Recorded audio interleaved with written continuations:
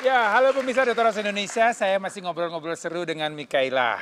Ya, tapi ternyata ada pemirsa Dr. Os yang ngirim email ke Dr. Os Indonesia. Iya, betul. Oke, Mikaela boleh bantu baca? Boleh. Oke. Halo dok, nama saya Ryan. Saya punya pertanyaan untuk Dr. Boy. Saya baru saja menikah dengan istri saya. Namun yang menjadi kendala saya merasa kurang percaya diri dengan ukuran alat kelamin saya.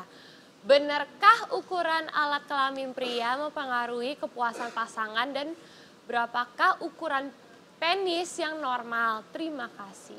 Iya, oke, pertanyaannya menarik ya Mikaela ya. Nah. Jadi ini pertanyaan Rehan, memang pertanyaan banyak laki-laki ya. Oke. Jadi kadang-kadang laki-laki itu malu atau tidak pede dengan ukuran alat kelaminnya. Jadi sebenarnya ukuran bukan jadi masalah. Iya Oke. kan, yang aku bilang tentatif Ya, kan apa yang normal. yang penting dia berfungsi dengan baik. Nah, iya emang Ya, intinya itu. kemudian dia bisa memberikan keturunan, kualitas spermanya baik. Jadi itu yang perlu diperhatikan. Nah, sekarang kita mulai nih mau mengukur. Oke, boleh Mas dibantu? Nah, ini Mikaela ya. Jadi ini karena kita di media TV, kita nggak mungkin mengukur secara real ya. Jadi kita umpamakan pisang yang di depan ini adalah alat kelamin pria. Oke, jadi kita mau mengukur. Sebenarnya bagaimana cara mengukur itu yang juga perlu diperhatikan. Ya, pertama adalah bagaimana posisinya. Jadi yang baik adalah dalam posisi berdiri. Kemudian setelah itu diukur dari tulang kemaluan, ya, dalam keadaan ini lebih ideal. Lebih idealnya adalah pada saat penis itu ereksi. Jadi kita umpamakan, ya, ini adalah pisang. Wow. Ini alat kelamin pria, ya. Jadi ini kita lihatkan alat kelamin pria yang sedang ereksi.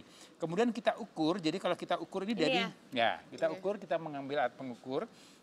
Ya, kita ukur ini kalau di sini ada tulang kemaluan, di sini kadang ada lemaknya. Jadi kadang-kadang ini suka tertutup atau terpengaruh oleh lemak. Jadi tekan dulu lemaknya ke belakang.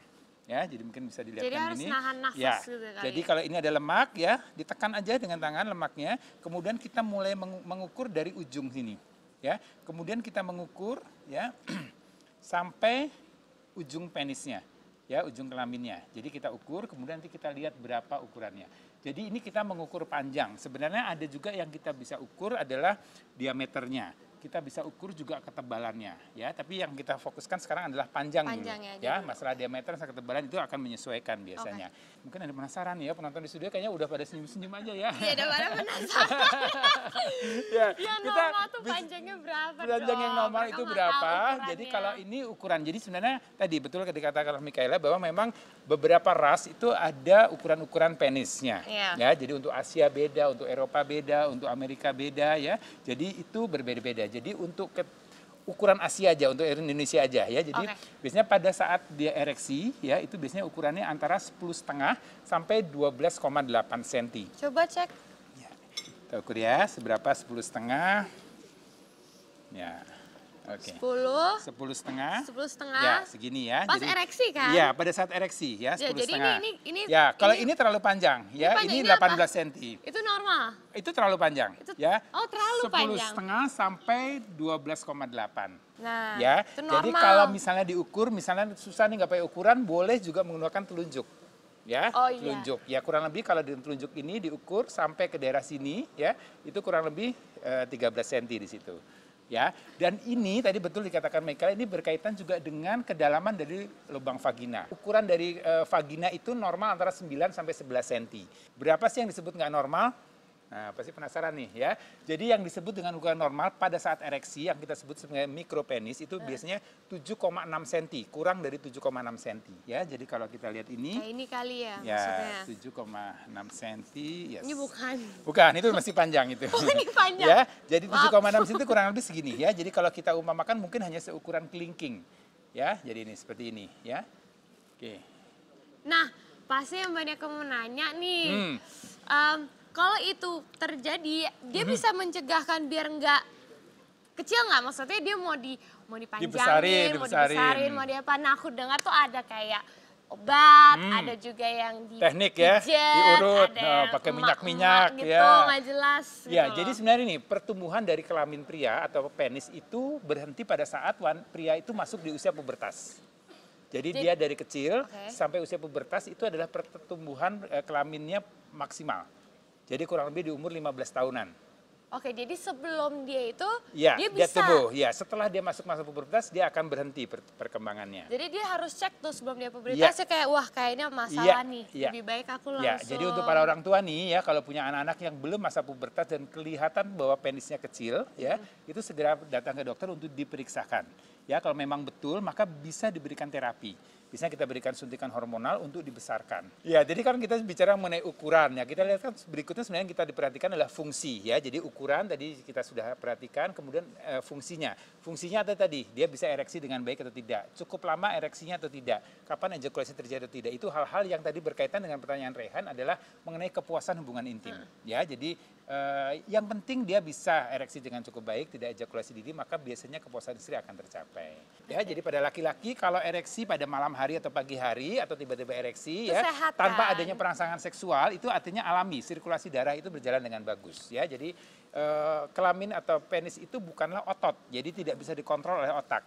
Dia itu adalah aliran darah ya yang mengalir ke sana, kemudian dia waktu balik dia ditahan sehingga dia akan membesar dan itu ereksi. Jadi itu adalah bukan otot, jadi tidak bisa dikontrol dengan otak. Dan perkembangan tadi itu berhenti pada usia-usia di 20 tahun dari perkembangannya 15-20 tahun dia akan berhenti. Nah, kesehatan penis ini juga bisa dikatakan dengan kesehatan tubuh secara umum.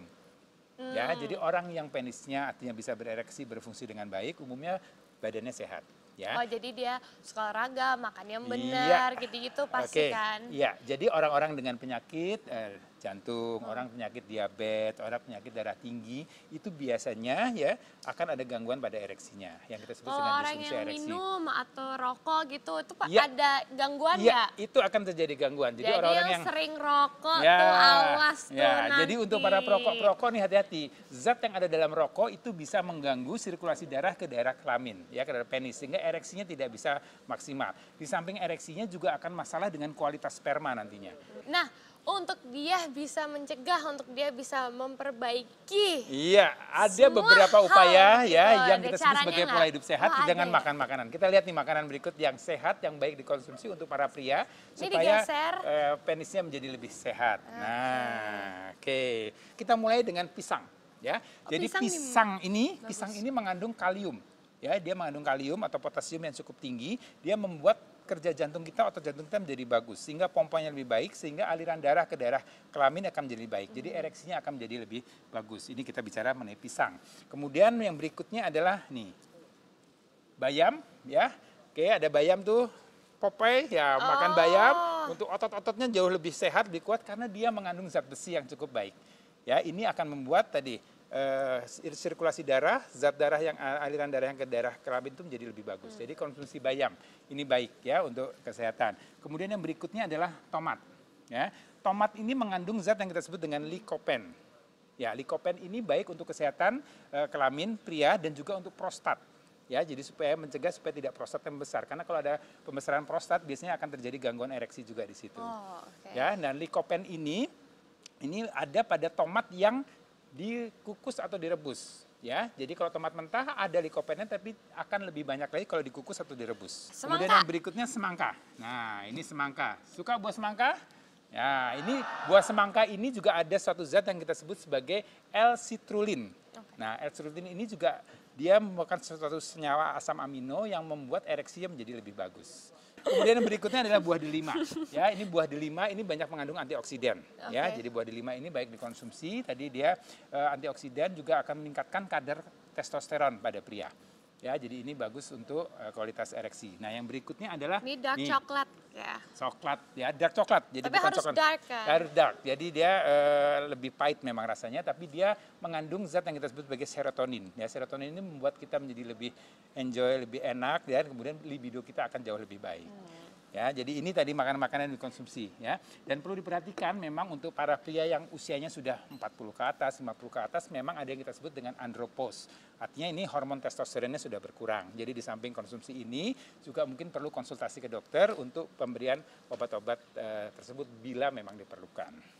Oke, ya menarik ya Michaela ya. Jadi sampai rumah langsung diukur. Oh enggak ya? Kayaknya sih gitu sih dok.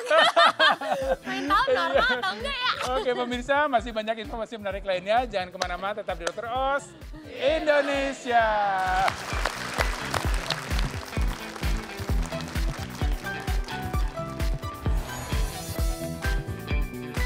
Apakah ciri-ciri penuaan dini dan bagaimana cara mencegahnya?